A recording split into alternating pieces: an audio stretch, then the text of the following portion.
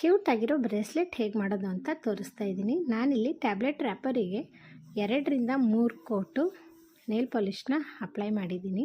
ಅದು ಡ್ರೈ ಆದಮೇಲೆ ಅದನ್ನು ಕಟ್ ಮಾಡಿ ಒಂದು ಕ್ಯಾನ್ವಸ್ ಪೇಪರಿಗೆ ಅಂಟಿಸಿದ್ದೀನಿ. ಅದು ಡ್ರೈ ಆದಮೇಲೆ ಸುತ್ತಲೂ ಈ ಥರ ಸ್ಟೋನ್ ಚೈನನ್ನು ಗಮ್ ಹಾಕಿ ಅಂಟಿಸಿ ಒಂದು ಕ್ಯಾನ್ವಸ್ ಪೇಪರ್ದು ಸ್ಟ್ರಿಪ್ ತೊಗೊಂಡಿದ್ದೀನಿ. ಅದಕ್ಕೆ ಈ ಥರ ರಿಂಗಿಂದ ಹುಕ್ಕು ಮತ್ತು ರಿಂಗನ್ನು ಅಟ್ಯಾಚ್ ಮಾಡಿದ್ದೀನಿ 2 ಎಡ್ಜಸ್ಸಿಗೆ.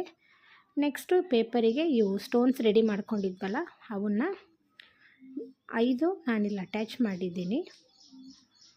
ಕೊನೆಗೆ ಗಮ್ ಹಾಕಿ ಆ ಪೇಪರ್ ಎಲ್ಲಿ ಕಾಣುತ್ತೋ ಅಲ್ಲಿ ಸ್ಟೋನ್ಸನ್ನು ಈ ಥರ ನಿಧಾನವಾಗಿ ಅಂಟಿಸ್ತಾ ಇದ್ದೀನಿ. ಕಂಪ್ಲೀಟ್ ಆದಮೇಲೆ ಈ ಥರ ಕಾಣುತ್ತೆ.